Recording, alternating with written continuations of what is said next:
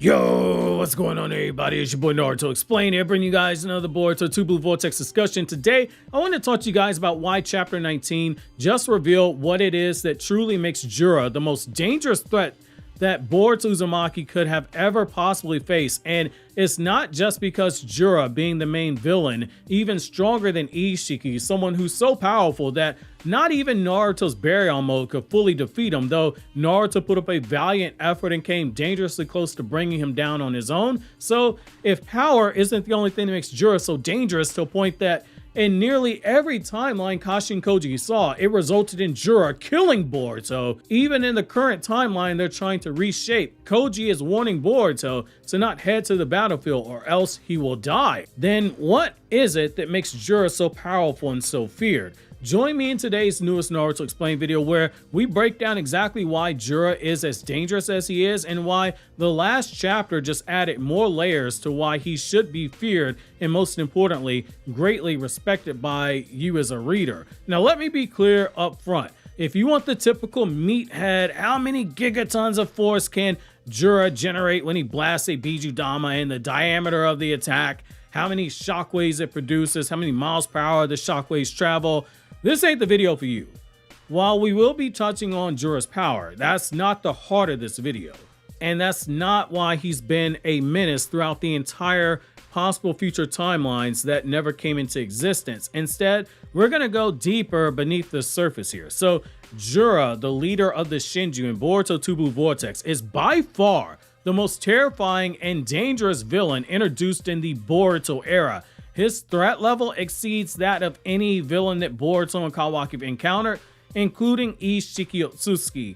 What makes Jura unique isn't just his raw power, but it's his complete detachment from human emotions, his relentless pursuit of evolution, and his capacity for cold, calculating strategy that ensures he dominates in nearly every possible future that Kashin Koji has observed using 10 directions. Jura, in short, is a monstrosity. He is a shinju without love.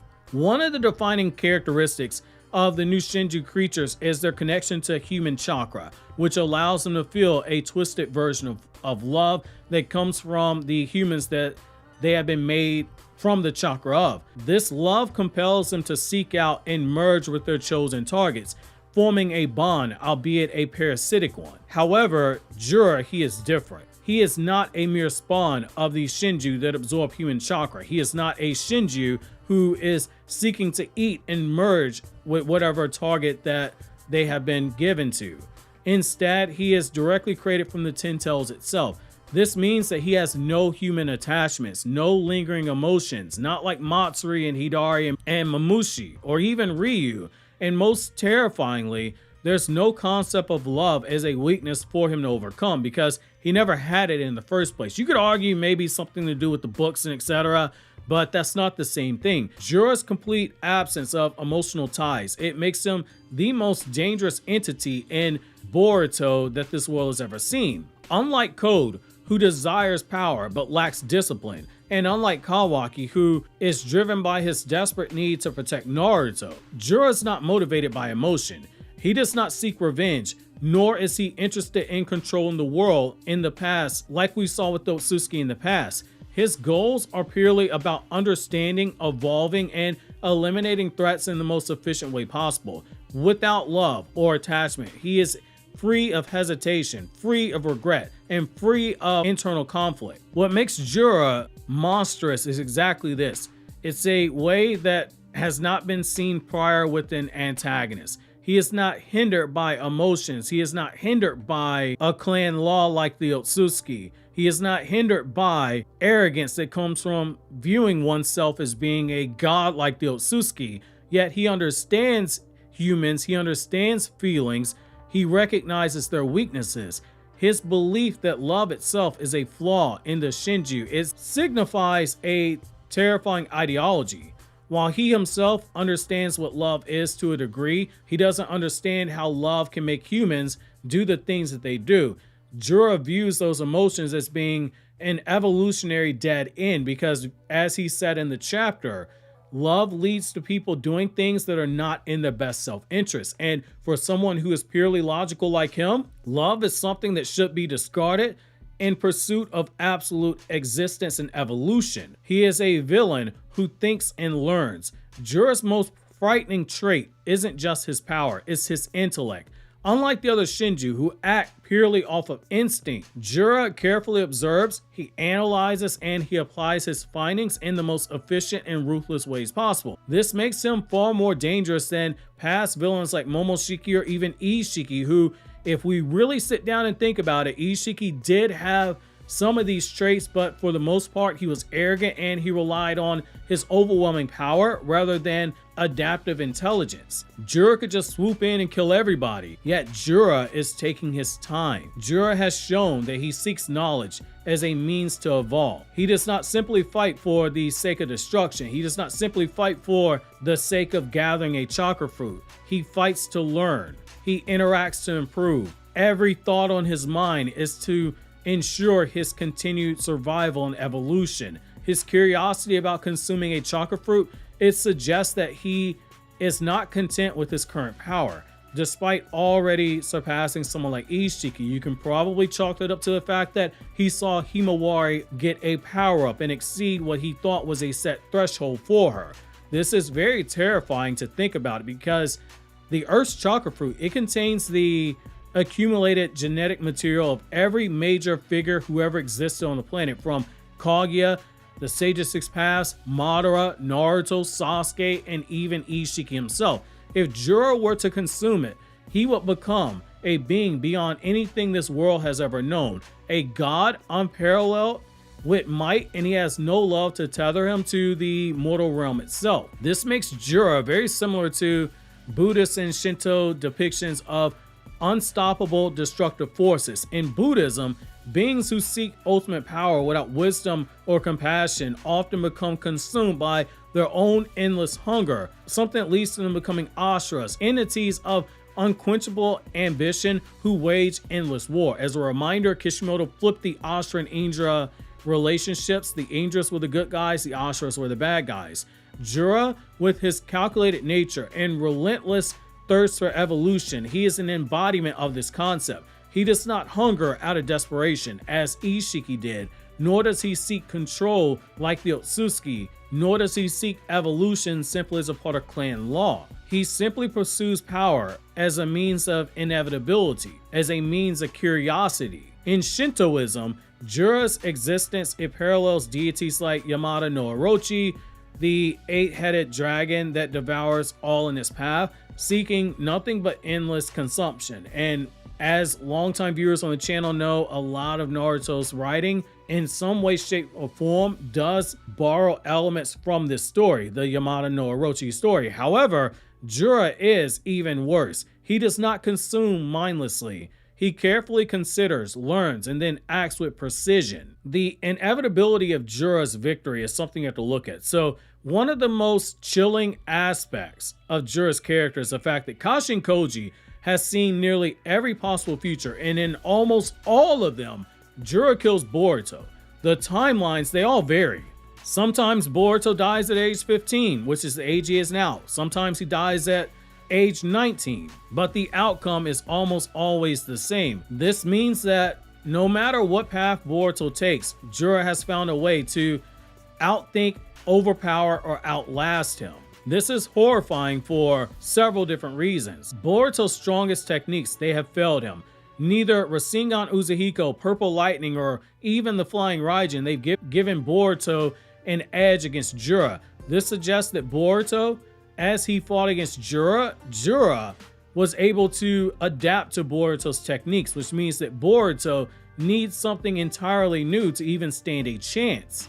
That's why Kashin Koji is being so careful, saying that they need to follow a specific blueprint to even have a chance to defeat Jura. It makes it feel like Jura is inevitable. The fact that multiple different futures all lead to the same outcome suggests that Jura's dominance is not a matter of luck.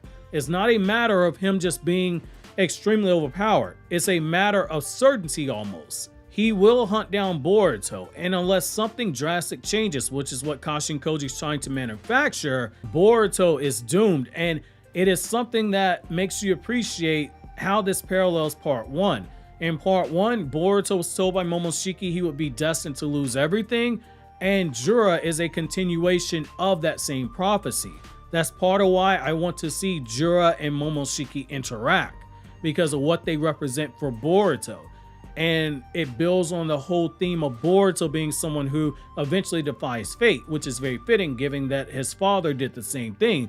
Jura might already know how to counter everything, or he might be in the process of doing so, because Jura is someone who continuously absorbs and applies new knowledge rather quickly. Any strategy that Boruto tries, it may be obsolete. Jura was able to see the Boruto versus Hidari battle. He likely was able to hear Boruto talk about the weakness of the Rasengan Uzuhiko.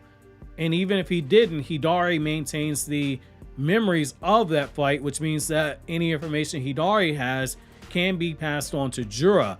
This makes Jura the ultimate adaptive predator, as I like to call him. He is the apex predator in the story right now. He doesn't just fight, he learns how to make sure that he wins every time. He learns how to make sure that he is evolution embodied in human persona. Jura's power versus Ishiki's power is another thing you have to look at. Ishiki is someone who was considered to be near the top.